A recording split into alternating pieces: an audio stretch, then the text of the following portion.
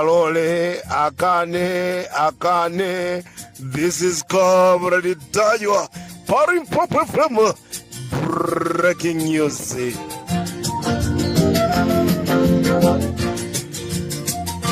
Azuseni ngatagona, azuseni ngatagona. Ngati sana gone alipanja inu muli nyumba. Auzeni kuti talowani Comrade Tanywa wafika. Breaking news Parimpopo FM. Alikuwa gwanji Comrade.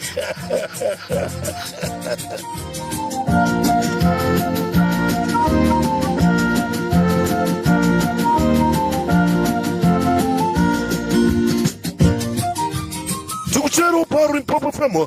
Chikati mkatikati mwa usiku pamene nthawi yathu ikuthamangira chakuma 9 pamene nthawi yathu kuti 28 minutes past 8 Parimpopo FM chigawo cha Mazulo Amalawi. Tabwera ife Parimpopo FM chifukwa cha programu ya Nkhanga Zaona. Nkhanga zimaona tuzimaonera patali nde zimafuna zigwirisenso ziwisa Malawi kunena kuti kodi kwa gwanji mdziko la Malawi. Amalawi ndati ndikudziwiseni chigawo cha madzulo ano kunena kuti mdziko muno mwabwera anthu achilendo okwana 11. Ndikunena pano anthuwa ali ku State House. Anthuwa ndi ma Israelisti amene alowa mdziko lathu kudzera ku chipata chija chaku Mchinji.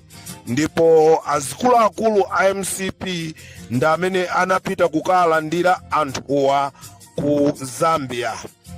Funso ndilonena kuti kodi mdziko lathu mulibe airport yonena kuti ndege ikhoza kubwera ndi kutera ndi kuasisa anthuwa?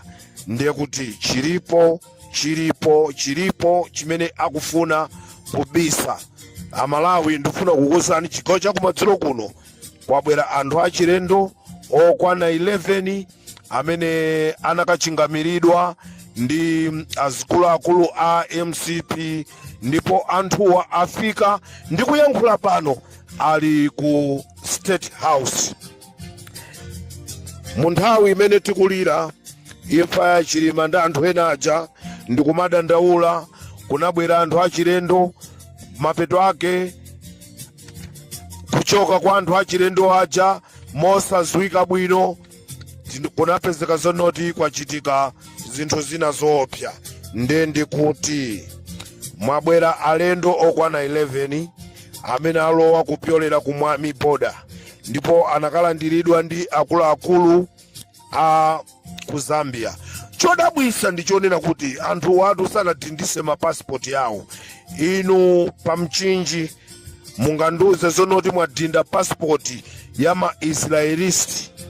Muli ndi umboni wonena kuti mawa titangolengeza ma demonstrations azizizi kunena kuti inu pamchinji pa boda tikufuna mutuonese kunena kuti anthu amene analowa pa boda mwadindira mapasipoti ma Israelisti 11 amene alowa. Kodi panopa usiku uno titauza anthu kunena kuti akuluakulu ityoke tiyeni ku State House atombera anthu 500 koma mpaka tipeze chimene tikufunacho. Sitikapeza maisraeli ku State House.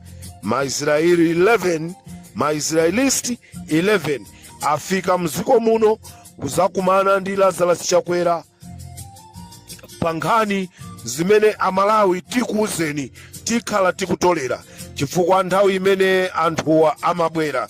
Mtolankhani wathu wa Parimpopo FM anali nawo kuyenda nawo limodzi kuchokera ku Zambia mpaka kufika pa boda mpaka kukafikanso ku State House. Ndipo mafunso ndionena kuti kodi alendowa akuzatani ndipo ndi chifukwa chani asikira ku Zambia ngati kwathu kuno kulibe bwalo la ndege. Dzananso kwabwera alendo ena amene akukhazikisa besi ya nkhondo mu dziko lathu. alendo amenewa anachoka ku Israeli komanso achoka ku Amerika. Ena ndi awa afika lerowa. Mafunso nkumati akudzatani Amalawi mdziko mwathu mwabweranso alendo ena.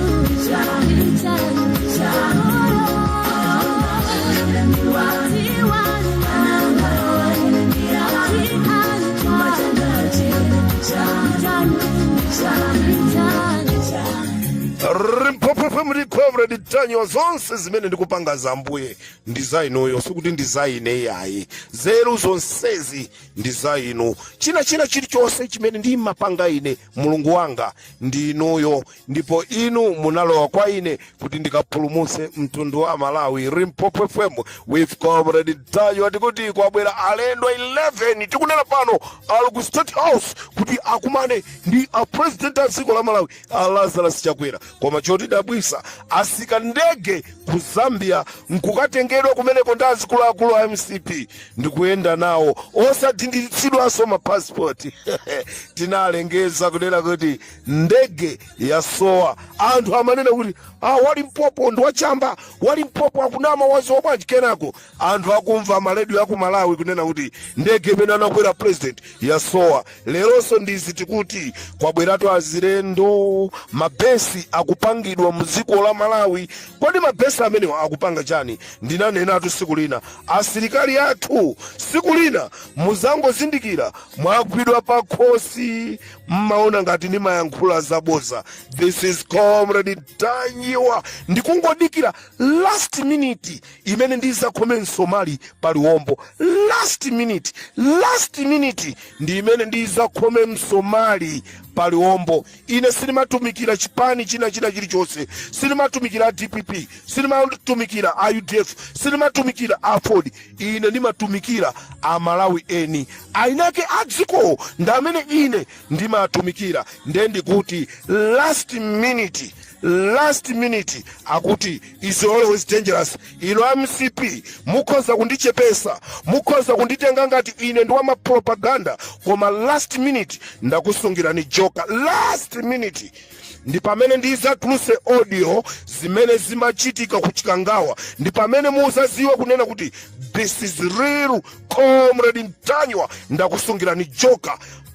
Anthu amene anapita kuchikangawa ndiri ni ma recordings awo ndiye ndizamenye msomali umenewu last minute. Panopa zinyozani zinenani kuti a DPP akundituma, zinenani izi ndaona ena akuyankhula zawo a DPP afuna azimugwirisa ntchito Ntanyiwa. I never eat single money, I swear before my God. Palibe wa DPP amene amandipasa ndrama. I do things on my own. This is Comrade Ntanyiwa on Limpopo FM. Last minute I want to hit a nail. Dziko la Malawi muzazizimuka kunena kuti why this guy nabwera kuzapulumutsa dziko la Malawi. Mulungu nda amene ananditumiza. If you take me for granted, nonse amene mbuna akapanga chipongo chimene chindikuti audio ndili nayo. I'm keeping that audio. I'm keeping that audio. And ndi siku lina lililonse mutu mwanga mukazangolowa mbozi ndizachita play audio imene mtundu wa Malawi uzatutumuke chimene chinachitika kuchikangawa. This is Comrade Ntanyiwa on Limpopo FM. I'm saying kwabwera anthu 11 ochoka ku Israel. Ndikatero ndapita, mukandifuna namba langa ndi omwe ja Limpopo FM nkhanga zaona. Nafuna kundi ya migene asindisonga kanipata uyambira tsiku ndinabakwa sambi sindisonga ndinaso alipeshomwe ndingalosi kudi nina pesa ndizeluzanga koma zosezi ndinumuye. Nafuna kundi ya migene asindisonga kanipata yambira tsiku ndinabakwa ndisambiri nemandichitira sindisonga ndinaso alipeshomwe ndingalosi kudi nina pesa ndizeluzanga koma zosezi ndinumuye.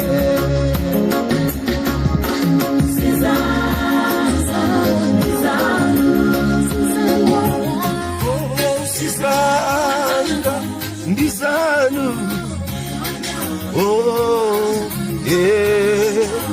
ndianu dziko la Malawi inu ndilanu moyo wanga ndi wanu amalawiso ndiyanu akuzuzika wa ndiyanu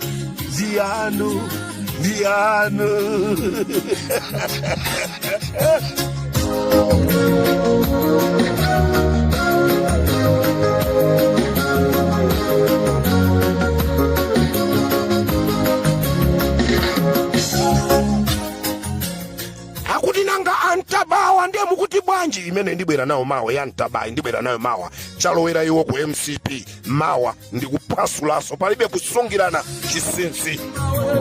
Usana mechunga ulinacho kodi ndiye mbuye wakupatsa